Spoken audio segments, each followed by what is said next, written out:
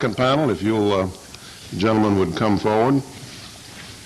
We're joined today by the 7 members of the L0pht hacker think tank in Cambridge, Massachusetts. Due to the sensitivity of the work done at the L0pht, they'll be using their hacker names of Mudge, Weld, Brian Oblivion, Kingpin, Space Rogue, Tan, and Stefan. Gentlemen. You were the Kingpin. I hope my grandkids don't ask me who my witnesses were today and say Space Rogue. We do understand your need to do that. We appreciate your being with us. May I ask your name in the middle? I'm Mudge. You're Mudge. Mudge, would you like to make a statement? Yes, I would. Thank you very much for having us here. We think this is hopefully a very great step forward, and are thrilled that the government in general is starting to approach the hacker community. We think there's a tremendous asset that the hackers actually bring to the table here in understanding. My handle is Mudge. I and the 6 individuals seated before you, which will run down the line: Brian Oblivion, this is John Tan, Kingpin, Weld, Space Rogue, and Stefan von Neumann make up the hacker group known as the L0pht. For the past 4 years, the 7 of us has been touted as just about everything from the hacker conglomerate, a hacker think tank, the hangout place for the top U.S. hackers, network security experts, and a consumer watch group. In reality, all we really are is just curious. For well over the past decade, the 7 of us have independently learned and worked in the fields of satellite communications, cryptography, operating system design and implementation, computer and network security, electronics and telecommunications. Throughout our learning process, we've made a few waves with some large companies such as Microsoft, IBM, Novell, and Sun Microsystems. At the same time, the top hackers and the top legitimate cryptographers and computer security professionals pay us visits when they're in town, just to see what we're currently working on. So we kind of figure we must be doing something right. I'd like to take this opportunity to let the various members talk about a few of their previous projects, their current projects, and what they're going to be working on in the future. Weld?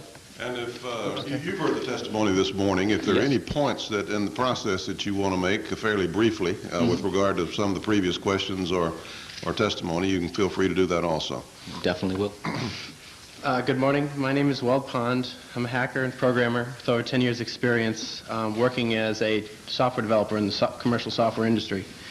My college training is as a computer engineer. At the L0pht, I specialize in writing software programs for exploring computer network security and operating system security. My current projects include finding vulnerabilities in Microsoft Windows NT security. I'm actively working on L0pht Crack, a program that we've created to exploit the weaknesses in Windows NT's password security, which uses cryptography to secure the passwords, but we have found vulnerabilities in their implementation. This program has been extremely well received by military, government, and corporate security groups who use it to test their own passwords for weaknesses. Prior to the release of this program, security experts claimed it would take thousands of years to uncover a Windows NT password, and our program can do it in days and sometimes, some cases, hours. As a licensed amateur radio operator, I also enjoy radio communications. A future project plan is collaborating with the L0pht hardware people to create secure public wireless networks, something that we're very interested in.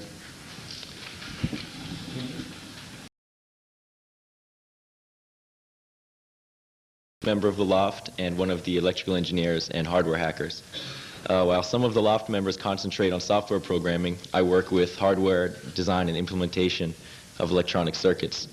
My interests include embedded system design, surveillance and counter-surveillance tools, and wireless data transmissions.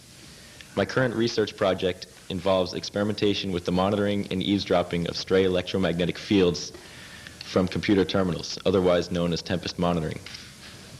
Using low-cost electronic equipment, one can capture the contents of computer screens from more than 200 meters away, possibly gaining passwords and other sensitive information.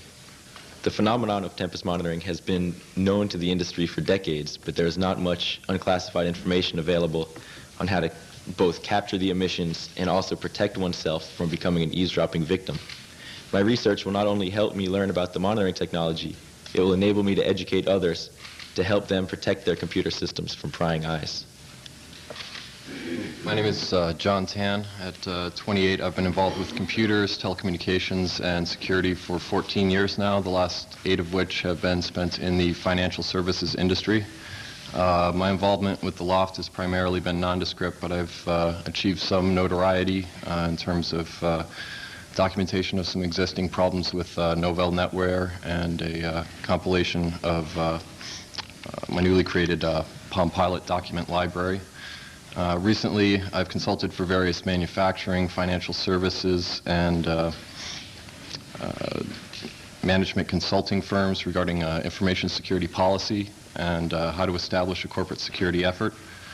I will continue in the future to pursue an understanding of the risks of the information age and communicate those findings to the government, the industry, and the media to provide a clear, consistent message of where we are and where we need to go. Good morning. I'm Space Rogue. Although my background contains no formal computer training, I have amassed a great deal of knowledge in computer security and the use of technology applications in the area of physical security. Currently, I'm working on assessing the vulnerabilities in various proximity detection devices, such as those used by EasyPass, Mobile Speed Pass, and controlled access cards. In conjunction with Stefan von Neumann, seated here today, and others in the hacking community, I'm acting seeking vulnerabilities in Apple Share IP by Apple Computer. I wish to take this opportunity to thank the members of this committee for inviting us here today. My pen name is Brian Oblivion. My focus currently is microprocessor system design, satellite communications equipment, wireless communications architecture, and systems administration. Over the past few years, I have conducted research on the cellular networks, exploring the unencrypted data channels and their protocols explored the easily bypassed hardware-based, non-cryptographic authentication used to track call expenses. Recently, I'm researching various digital decoding methodologies involving both dedicated hardware and software analysis via digital signal processing. This will result in the exposing of claimed secure wireless messaging and communication systems, and thus increasing the requirement of a more secure communications infrastructure. As an amateur radio operator, I am exploring authentication methods for amateur radio data networks. Technology developed in this arena will be applied to commercial wireless networking products, protocols and equipment that will utilize not only authentication, but encryption of the radio channel as well. The L0pht for me provides a much-needed avenue for the dissemination of the present state of insecurity among various consumer networks and products. If it wasn't for groups such as ours and other motivated individuals in the security community, the state of awareness we have today would be years behind. Thank you. My name is Stefan von Neumann. I have been working with L0pht since 1993, focusing primarily on high-power electronics, flaws in data networks, and the increasing convergence of power distribution and data distribution. My professional background includes supporting users on common computing products and networks, which gives me first-hand experience with how relatively unaware of computing risks most users are. Even worse, software publishers, internet providers, and utility companies are tight-lipped about flaws or risks inherent in products and services that touch the daily lives of most Americans. For example, in many areas of the country, including Boston area, electric utility companies are using radio transmissions and/or power lines to transmit data, meter data, from customer locations. These same utility companies are also using such data transmissions for controlling their power systems. Even public water companies are using radio transmissions for controlling their water systems. In the same way that the so-called phantom controller was able to impersonate an airport control tower and issue instructions to a pilot, one could impersonate a legitimate utility company and disrupt water or electric service. Another example is internet data sent over cable television systems. Most customers of these services are not aware of the potential for another user to watch their private, quote-unquote, communications across the cable TV network. And worse, the users are not aware of the possibility that an improperly configured computer could make available their data without their knowledge. I would personally like to see that the same type of independent review process that should exist for software companies extended to utility companies and internet service providers. Finally, customers and end users should be made aware of the risks. Thank you for having us here. I'm one of the network system and cryptography wizards at the L0pht. Basically, I'm the person who breaks into the systems and undermines the network security, and that's what I do in my day job. Companies like that. Some of my previous projects were L0pht cracked, along with Weld, in which we developed the tool for showing administrators and users the insecurities of Microsoft's passwords. I've released several security advisories on various pieces of commercial software, which have prompted vendor patches, which means they improved the software after we pointed it out to them. Unfortunately, many times they would not improve the software until we actually went public with the findings. Companies do indeed want to ignore problems as long as possible. It's cheaper for them.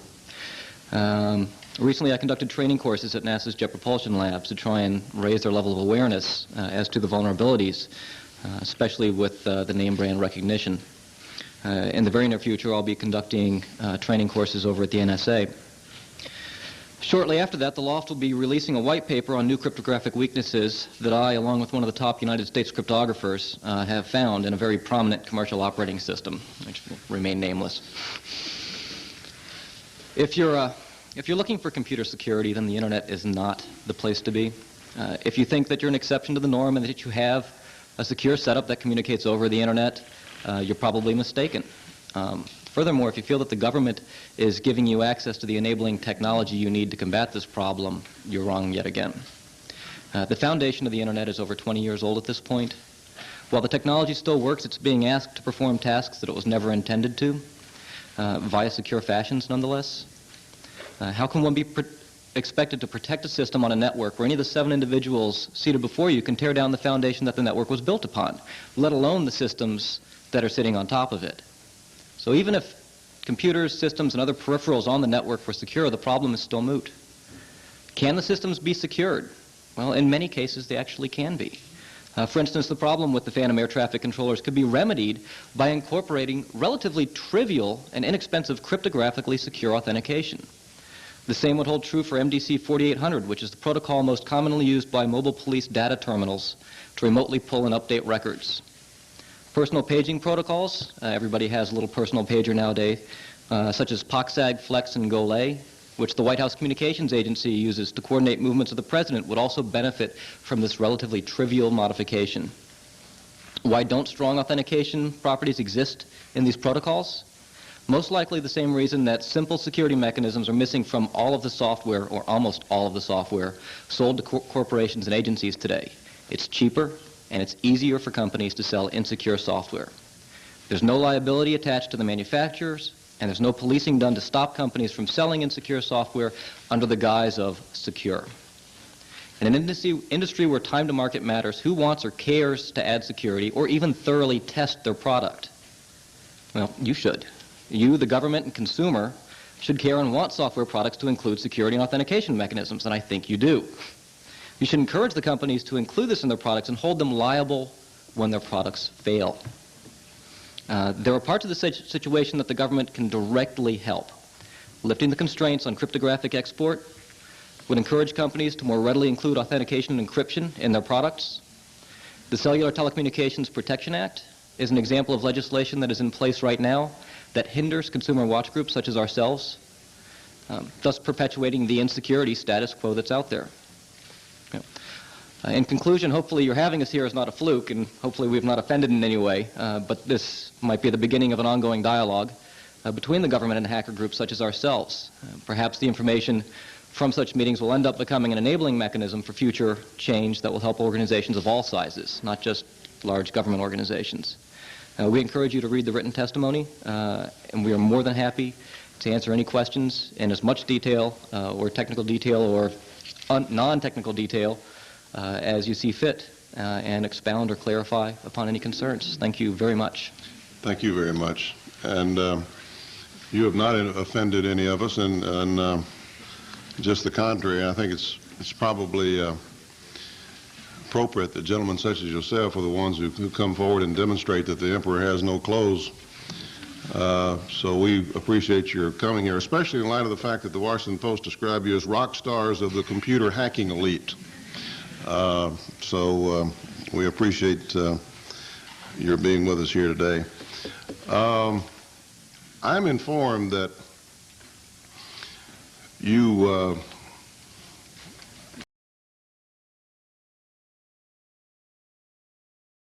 the entire nation.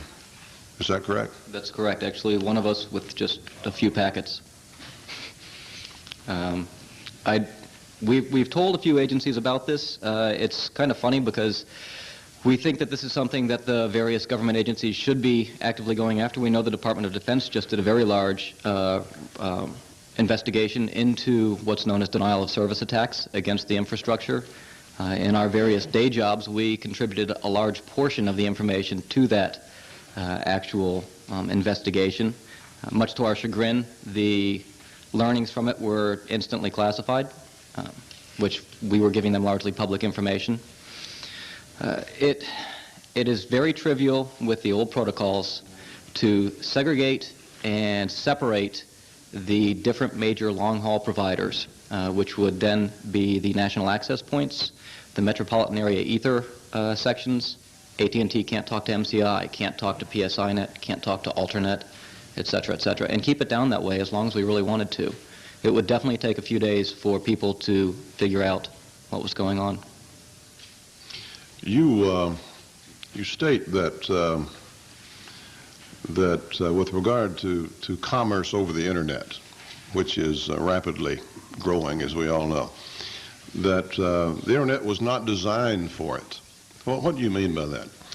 The internet was designed out of the Defense Department's Advanced Research Project Agency to simply have computers talk to each other. This was a very laudable act and a laudable goal, and I think they succeeded fantastically. This was largely an academic environment with some government research organizations. It grew up, it flourished, it struck everybody by surprise, and now big business is saying, well, let's jump on board and make some money off of this. Well, you know, this is kind of like if you've driven in Boston, you know, the streets aren't tremendously designed in a wonderful fashion because they followed the cows around and laid the pavement down. I mean, you can get it to work, but it can be really painful, and that's the stage we're in right now. You say that you've been working with some of our governmental agencies with regard to some of these problems, and of course with commercial entities. You know, it occurs to me in listening to you and listening to our prior witness that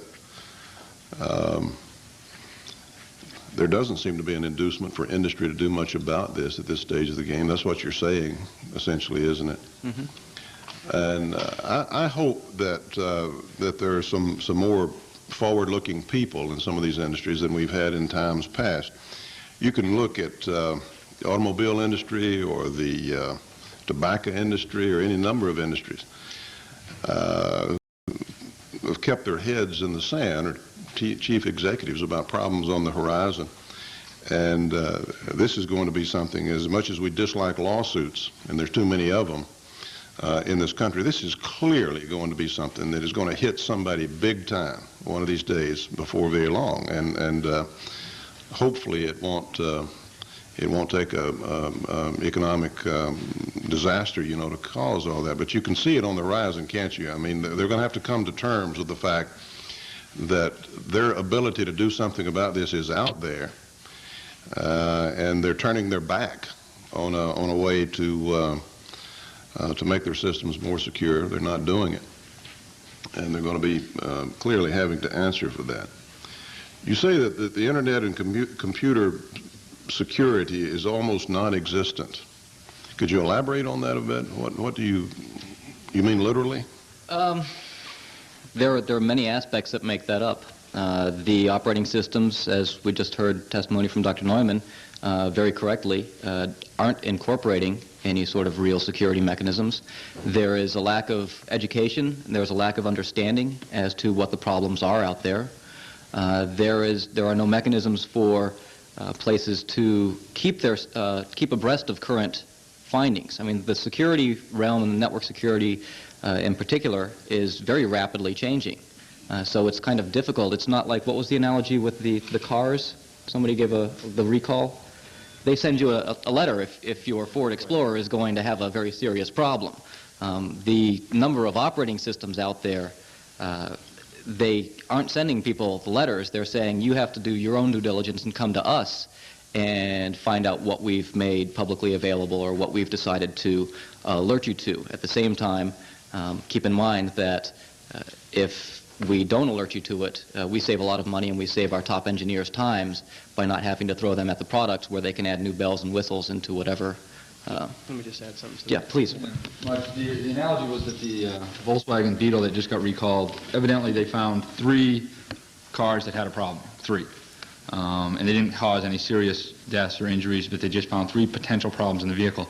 They sent out 8,500 letters to every purchaser of the vehicle in the United States. If there's a software company that has 3 hack attempts against it, or 3 successful hack attempts against it, a particular piece of software or an operating system, they're not going to go call every single one of their people that just spent a lot of money buying their software, telling them, hey, there's a problem, we need to call back our software so we can fix it. Right now, that doesn't happen. Some of the problems that are found are reported to the manufacturers, and they don't even make a fix publicly available. They work on a fix internally, and if you have the same problem and you come to them and you say, I'm getting broken into, someone's attacking my system in this way, they'll say, okay, well, we have this behind-the-scenes fix that you can apply to your system, but we haven't even made it publicly available yet. And until the problem mushrooms up and enough people complain about it, then they'll come out with a public fix. But if it's behind the scenes, people just contacting the manufacturer, we've seen that they don't really come public and even tell the other users of their system that this problem exists and here's the fix for it. One thing real quickly before. This is one of the main problems with the computer emergency response team. Right. There's also a lot of finger pointing in the industry where the systems administrators claim that the software provided them isn't shipped in a secure manner. The industry says that they shouldn't be responsible for that, and I'm not quite sure because I'm not a lawyer or even nearly skilled in political matters, but I don't know if there's any legislation that could fix the liability problem. I don't know, but I know that is one of the issues out there.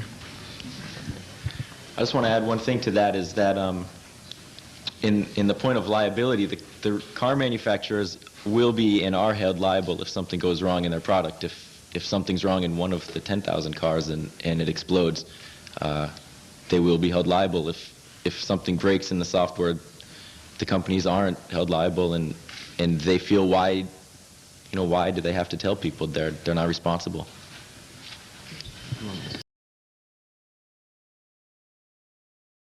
Which we found, which sort of makes sense, is Kryptonite makes bicycle locks.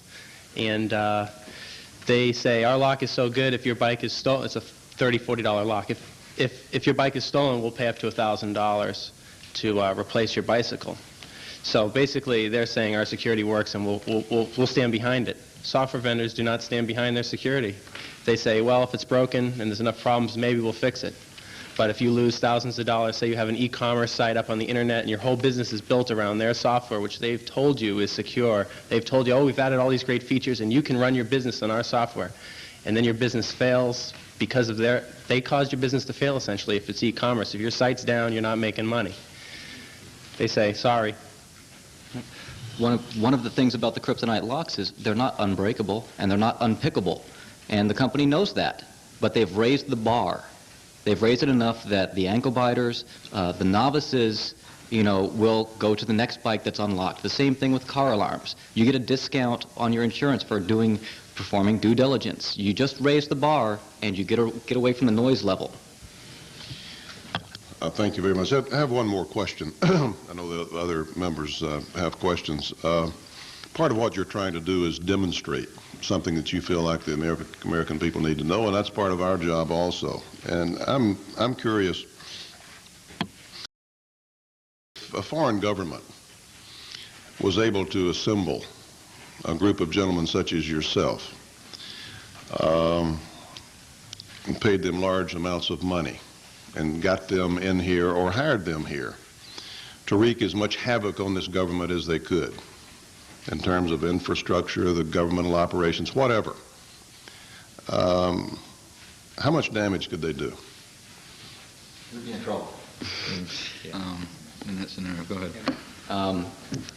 Just give me some. Give we us had some idea of what we're talking about. We had some of your aides up to talk to us and suss us out at the beginning, and I think they were relatively impressed with what we've managed to put together without any funding whatsoever. Brian, do you want to talk about some of the satellite communications, or I mean, let alone just taking us down from the financial aspect? There's so many different ways that Well, each of you that havoc could be have a wreaked. comment on that. Just relate it, please. We can run down the line. Okay, regarding satellite communications, you could, if you were highly paid enough, you could assemble jamming gear to temporarily knock out uplinks. You could take an area. I'm sure you're aware of like the HERF guns and the EMP blasts and typical informational warfare. It's more on the physical level rather than just the information security, where you would be able to disable equipment by generating a high energy pulse, disabling the clock, which controls everything in the computer system to malfunction. What would be the effect? It would it depends on the equipment. It would be, you could do it to a telephone switch or generally national access points for the internet are in unshielded buildings. Sometimes they're in just regular commercial buildings without any type of electromagnetic protection. What would be the effect of that? How would we feel that? You would feel that by an instant disruption of internet service on that point, including... What's another area? Sure.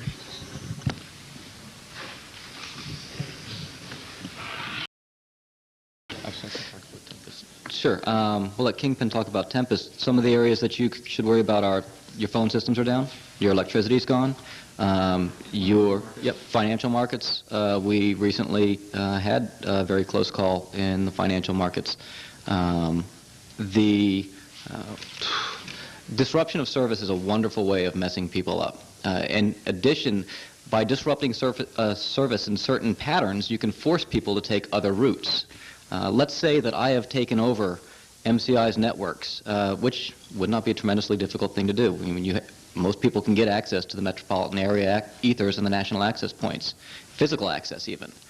So I can watch everything that goes through this major backbone provider's transitory networks, but I can't watch Sprint. Well, what am I going to do? I'll disrupt Sprint service so that everybody routes through me. Now I can learn everything you're doing. I can watch your movements. I can stop your movements. I can issue requests on your behalf. I mean, you'd be surprised how much stuff is tied into the general networks now. I think if a nation state funded a group of people to attack the United States electronically, the number of systems that can be disrupted or compromised is so great that it would probably wreak a lot of havoc in the country. Whether or not the country can recover from that in an adequate period of time or defend against it is a good question. But there's definitely some potential there for abuse. Also, as I mentioned in my initial statement about Tempest monitoring, which will allow outsiders or insiders to receive emissions from computer terminals, one can see the screens of people's, they could read the email, say, off the screen, or maybe if they're accessing some confidential system or looking up some kind of criminal records or something like that, and the outsider or insider or intruder could then become familiar with the system and access it in a different way. What would you do with the mobile data terminal stuff? With the mobile data terminal, the same type of thing can happen. You can either intercept the data via just wireless transmissions, or you can monitor the terminals with Tempest technology. And by just monitoring the transmissions, you can view what the police are transmitting and receiving about criminals or internal government agencies or something. Thank you very much. Senator Glenn. Thank you, Mr. Chairman. I think I had You have fictitious names here, but I think I had the pleasure of talking to a couple of you gentlemen some 3 or 4 years ago in a different venue, and that was a fascinating conversation, and this is fascinating this morning. I'm not quite clear. Now, does the L0pht do this on a business basis now, too, or are you just amateurs that get together and are doing this because, as it says in your testimony here, Space Live Weld saying I'm continuing a premise for what they do. What you do is to have fun, pushing the envelope, examining security systems, providing full disclosure to all those in the security industry of our findings. Is it strictly an amateur group, or are you available for hire from people that want to avail themselves of your expertise?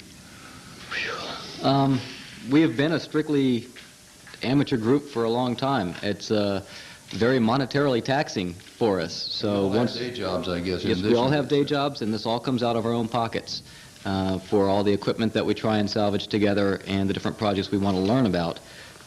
We do, when the purse strings become very tight, go out and take consulting jobs or do different consulting work.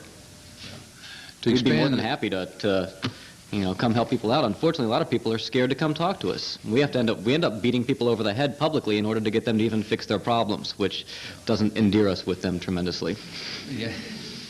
Let me expand the area of vulnerability just a little bit here and get your comments on this. I was thinking of communication satellites here and talking about that.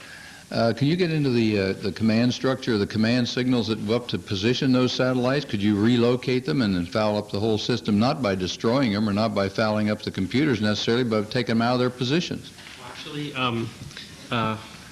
companies like ComSat and other telemetry command and control systems are using authentication for their command structure, which is what we would recommend to other more commercial, just to other areas of wireless telemetry and control that would increase the bar of the state of security of radio-controlled telemetry systems. About our GPS system, is it vulnerable also? That we're going global positioning system. We're going to be relying a lot more on that. We're relying on that for some of our weapon systems that used to be highly classified. Now there's been a lot of writing about it.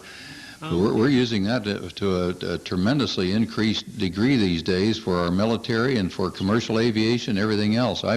I have a little Magellan handheld I use in my little airplane flying back and forth, and it's great. One of the problems with GPS is it's a very weak signal. It's very easy to jam that signal. As a matter of fact, there was an incident a few months ago in upstate New York where a test was being conducted by the Air Force. The test, unbeknownst to the Air Force personnel, was interfering with the GPS signals to aircraft landing in New Jersey. Luckily, it was during the daytime, and the aircraft was trying to rely on the GPS signals to land, but they lost their GPS. So they went on manual and landed that way.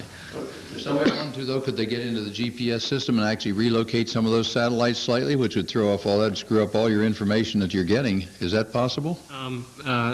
Traditionally, the military has been very good about authentication methods on telemetry and command and control systems. So I think you'd be more worried about setting up, 2.x gigahertz jammer rather than somebody actually moving the satellites around or colliding them or, jam it and relocate it because of weak signal. Right. Yeah. Or it could be hidden in. One comment here. On August 21st, I believe it is, 1999, a lot of the receivers will fail.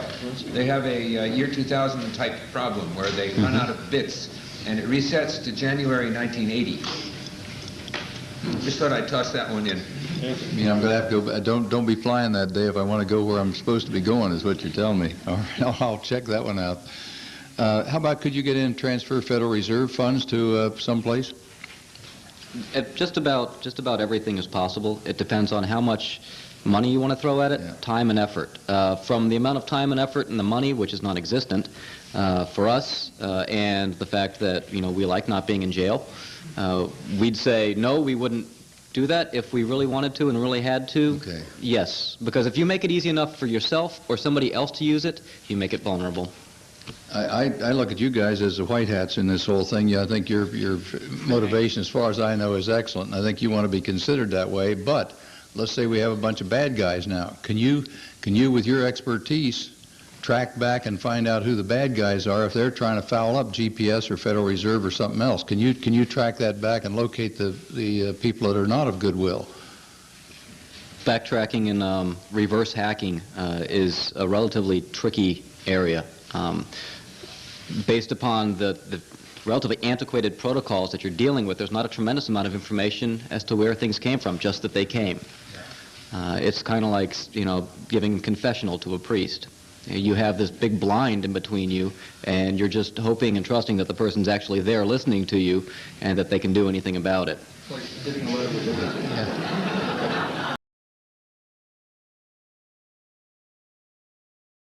There's no way to know where it came from. Yeah, okay. That's what I was afraid of.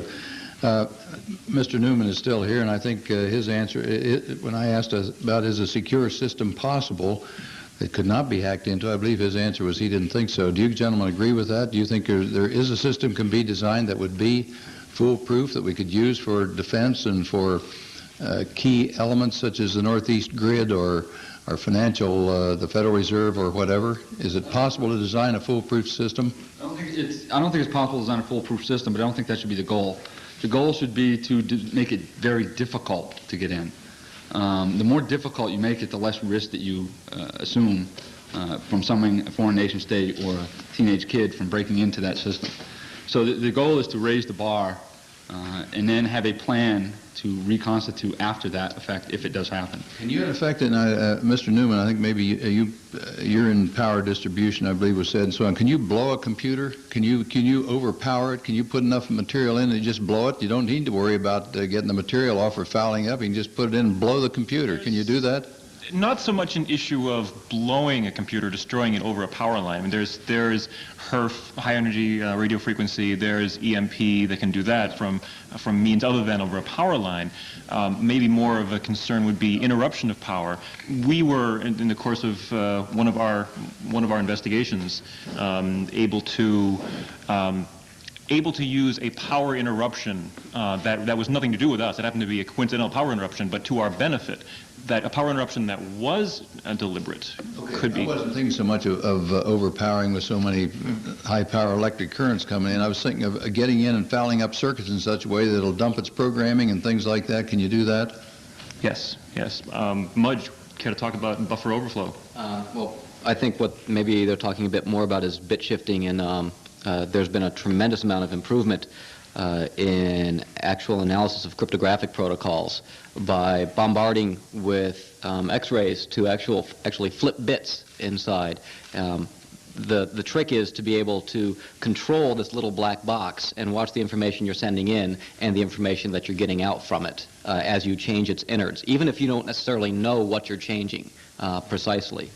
Buffer overflows are an extremely common coding problem. Many of the problems that are out there that contribute to this lack of security are extremely simple.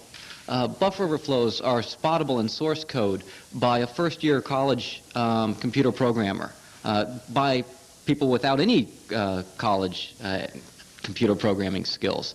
The notion of race conditions, where there's a certain amount of time between what I tell you something and between what you tell another senator, that I could go in and change that information. So Senator Lieberman believes that you said something else. These are all very straightforward problems. They weren't addressed because computers really came out of a tremendous amount of fun and joy and research and exploration. They didn't think about the commercial ramifications and aspects. Probably didn't answer the question at all there.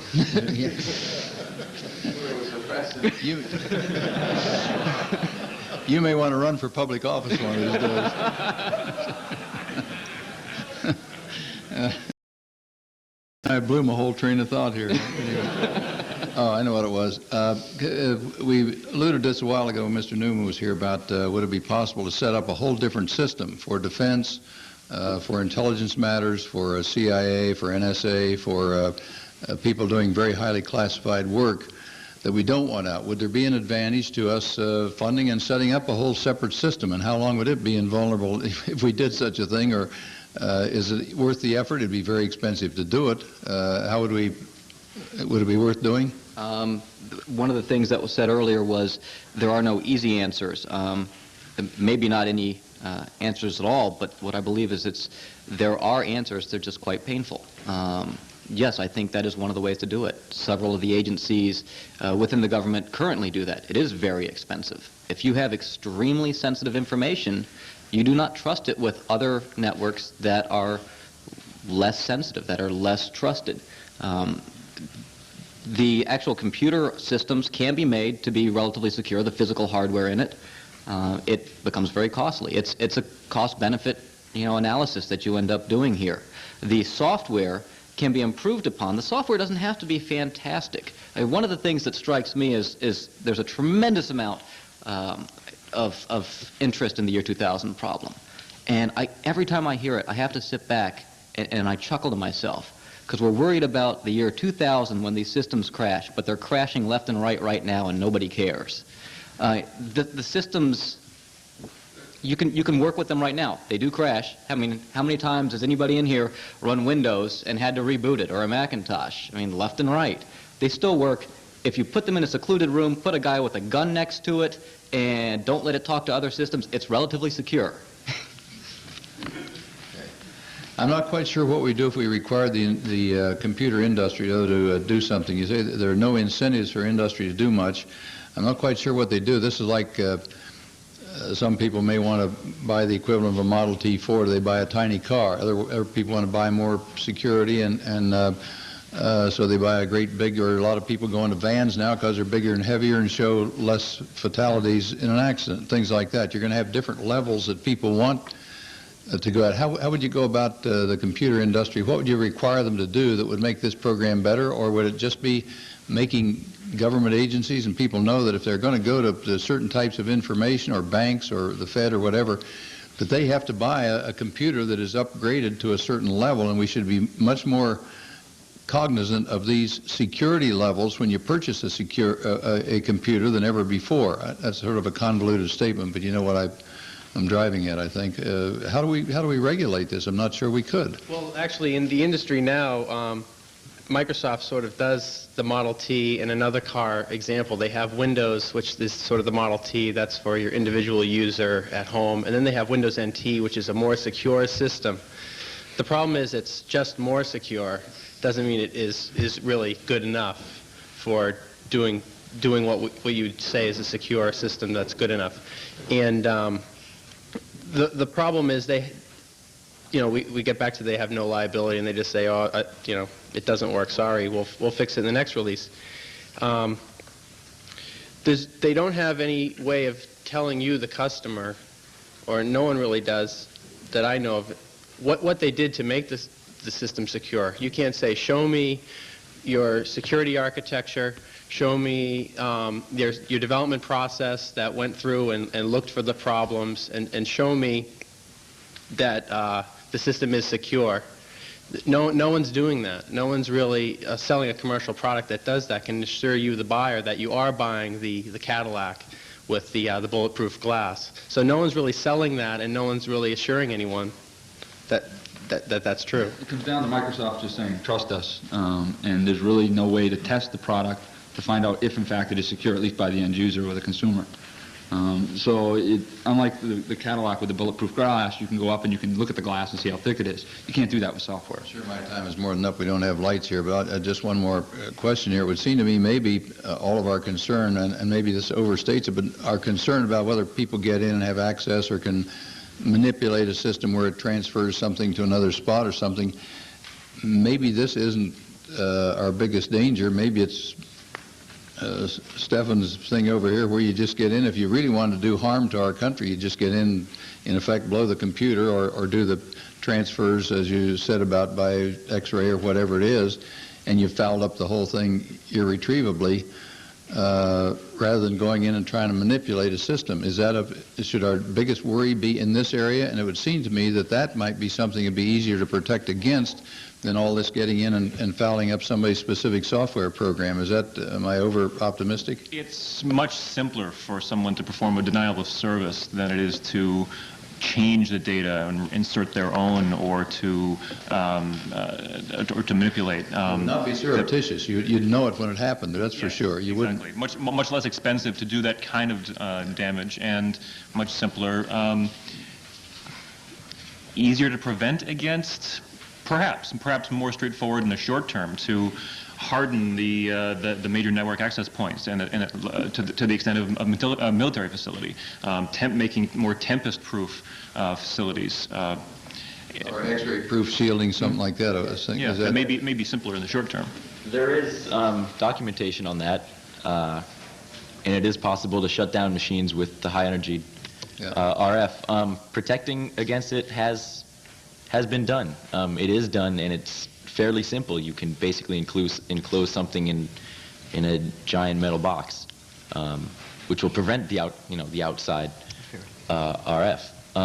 I don't know if that's done a lot inside the government. Some of the military computers need to be tempest-proof. Brian, you were going to say something there. I think I was just going to say that the box needs to be grounded. That's all. Yeah, thank you. One of the things I think is coming out here is got to do with the, it's not just the encryption, the strong encryption, it's not just the network or the operating system, it's all these things that have to be applied across the board in order for one person to actually have enough responsibility to be able to tackle the problem themselves. They have to be in an environment where there are others, not only in their own industry, but in other industries that are trying to raise that bar, so as a whole, the security goes up. Thanks to all of you. Senator Thompson indicated that somebody had referred to you as rock stars of the new computer age. It's probably not what you came to hear, but I think you're performing an act of very good citizenship, and I appreciate it. I'd compare you, I hope you don't mind that I'm not going to call you rock stars, I'd compare you more to Rachel Carson, who sounded some early warnings about what environmental pollution was doing to the environment, and in the defense context, you may be modern-day Paul Revere's, except in this case, it's not the British coming. We don't know who's coming, that's the problem. I mean, yeah. Well, the chairman's question before was chilling. I mean, you are obviously very bright and very creative and work at this. But if there's anything we have learned at the modern age is that you don't, you cannot, particularly in this age, particularly because of computers, where knowledge and information travels so quickly. Just as you have been able to do this at L0pht, there are people all around the world who are able to do this, and they may not be good citizens. They may be up for hire to people who don't wish us well. So I appreciate what you're doing, and I must say in this regard that it may be that the appropriate metaphor here is not Chernobyl, but unfortunately Oklahoma City, where if we looked at it, we would have understood, and some did, that there was real vulnerability. But we didn't do anything about it, and I think that's what you're telling us, and I hope we can continue to work with you to try to raise our guard. I think the other thing you've helped me to understand is that there is no such thing as absolute security. Nothing, no system is foolproof. I think what you said is that the aim here should be to make it more difficult to break a system, to infiltrate it. Of course, there never has been absolute security. I suppose it's just that the consequences of insecurity in an age in which we are also reliant on computers are more consequential. They're more massive. They're more widespread. Let me ask you a couple of questions following up on that theme of accepting that there's no system that's foolproof. You've said here in your testimony that given 30 minutes, you might be able to render the internet unusable. Not forever, obviously, but for some period of time. What can we do? What can the system do? What can the government do? What can private folks do to try to protect against that? The one method of doing that we were referencing there are several. There are dozens of them actually, but this is a good example. You can prevent and you can stop that particular attack from happening. However, the nature of the internet and the companies that are providing the long-haul backbone connections of it is to move the information as quickly as possible across that, because that's money. Every packet, millions of packets go by a second, is worth a little bit of money.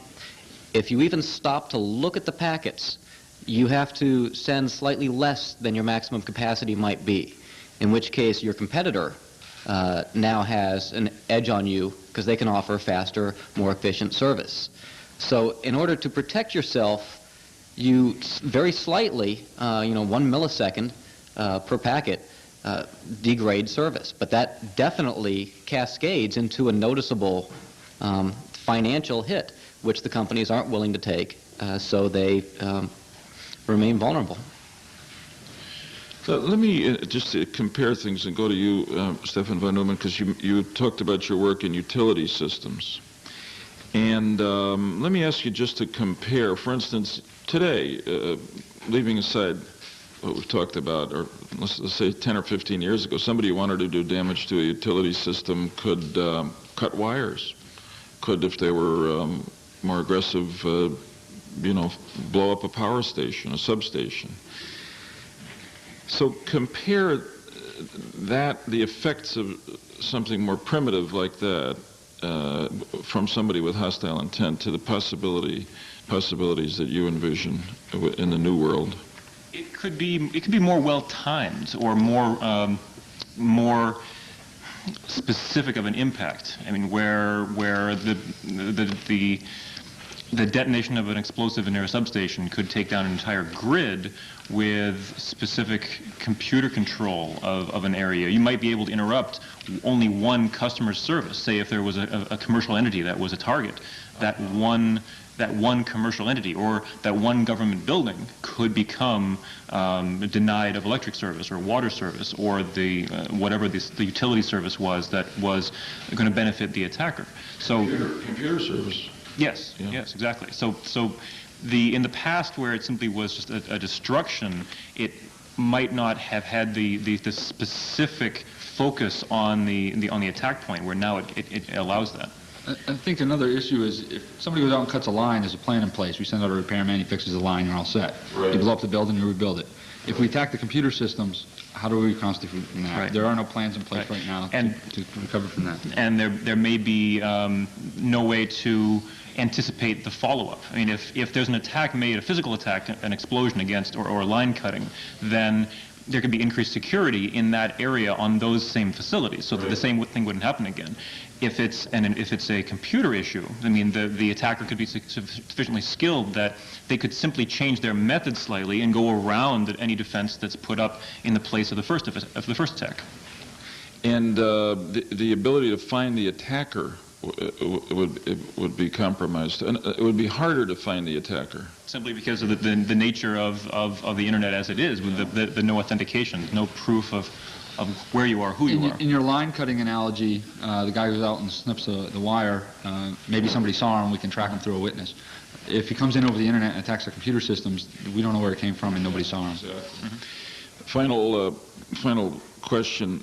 Somebody used the VW example, and it's an interesting one. You know, as you said, 3 cars show some sign of the impact of the wiring defect. They recall all 8,500 of the new Beetles that they've sold in the U.S. And as you said correctly, as far as I know, the 3 indications of hacking into a system, and nobody's under an obligation to do it. I haven't looked at this in a while, but the automobile companies and the recalls are not motivated simply by, if I may overuse the term here, good citizenship. There's law, and there is the fear of liability. So it is, and this is a complicated area, and as Dr. Neumann said, we've got to be real careful not to jump too quickly without thinking about it, but is there a way in which we should be setting some standards here? I mean, for instance, a very simplistic standard would be to require systems operators or service providers or manufacturers to to give public notice of instances of hacking, successful hacking into a system. Or at least public notice of vulnerabilities that they've found in their system. This is definitely a double-edged sword, because when you give the information out, right, other people can figure out how to exploit it. Yeah. However, if you don't give the information out, the people out there can't protect themselves. I think we've tried it the route where we have kept the information secret. The Computer Emergency Response Team out of Carnegie Mellon does that. I think, and I know a whole bunch of people in the computer industry agree with me on this, that they have become more detrimental than beneficial by a long shot. A couple words of encouragement from right behind me. Full disclosure is very important. I mean, you have to educate people. Education is one of the largest things that's really missing out of this. If I'm an administrator and there's a problem in what I have to control, but the companies don't let me know about it, I can't be expected to fix it. Even if the companies don't have a fix themselves, if I know of the problem, I might be able to put other things in place in front of it so I can catch it. Right. I might have a different setup. Not everybody has the exact same setup. You might disconnect your system from the network. Yeah, I might say, hey, that's really bad. I need to get off of there right now. Mm-hmm. But I'd be able to do that. And I'll go one further, not only to point out the flaws, but also to point out the inner workings. This may be rehashing something that's well known, but the Unix environment, being around for so many years, being public, being able to be examined, has most of the fixes quite well known. Microsoft Windows NT, all of their code is completely hidden from public eyes. They don't release it. It's, as it's been said, a black box. So the public, even if an end user wanted to go and look inside the internals of, say, Windows NT, they're not allowed to. It's illegal, according to the software licensing put forth by Microsoft, to disassemble, to try and reverse engineer it. That kind of a limitation is just putting the brakes on investigation of the flaws. It's like buying a car, not being able to open the hood. Exactly. Amen. It's a good comparison to close on. I want to thank you again. This is another classic example of what we find very often on this side as lawmakers, which is that we see a problem, we want to make it better, we contemplate law, but this is in an area of very developed expertise, which most of us don't have. So we often rely on science, on data, and on the people who have more expertise, and then try to make the best judgment we can. In thinking, I really want to, although I know you've already got you got a day job and a night avocation, but to the extent that you find time, I really request that you think about what the government, what we as lawmakers, if anything, I mean, it may be that you're going to come back and say, you're only going to mess it up here. What we might do through law to deal with to protect ourselves from some of the vulnerabilities that you've identified. Thanks very much. Thank you very much, gentlemen. Thank you very much for being here with us today. I, like Senator Lieberman, think that you are performing a valuable service to your country, and we appreciate that, and want you to continue, and want you to continue to help us. I think the liability question is a very good one. I wonder, for example, whether or not it's a matter of laws, whether or not there are already laws under the common law, under state laws, the law of general tort law of negligence and fraud and uniform commercial code and all those things. The first time some big company has been compromised because of this, that it may fix itself, because there'll be a massive lawsuit, and everybody will wonder why we didn't address this in the beginning. But they're fascinating issues, and you've pointed out that our computer security is virtually non-existent, and how easy it is to obtain sensitive information and shut down valuable governmental operations, and we're going to have to do something about it. It's that simple.